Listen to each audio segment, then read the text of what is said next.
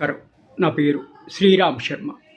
Practising advocate office bill, current bill, electricity bill కమర్షియల్గా collect చేయాలా లేకపోతే డొమెస్టిక్గా కలెక్ట్ చేయాలా?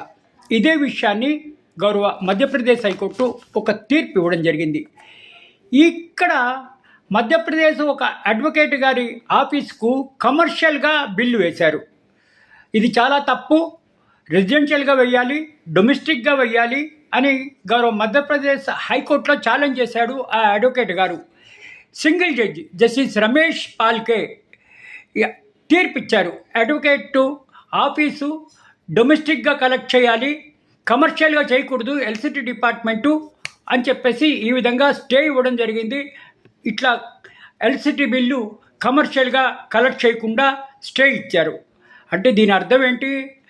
ఎవరైనా సరే కరెంటు బిల్లు కలెక్ట్ చేయాలి, ఎలక్ట్రిసిటీ బిల్లు కలెక్ట్ చేయాలి.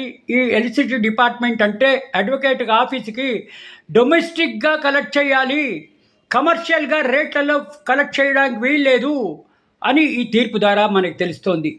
అందరి అడ్వకేట్ల ఆఫీసులు కమర్షియల్గా కలెక్ట్ చేయడానికి వీల్లేదు, డొమెస్టిక్గా కలెక్ట్ చేయాలి రేట్లతో అని ఈ ఆదేశాల ద్వారా మనకు తెలుస్తోంది. సింగిల్ జడ్జి మధ్యప్రదేశ్ హైకోర్టు ఈ విధంగా ఆదేశాలు ఇవ్వడం జరిగింది.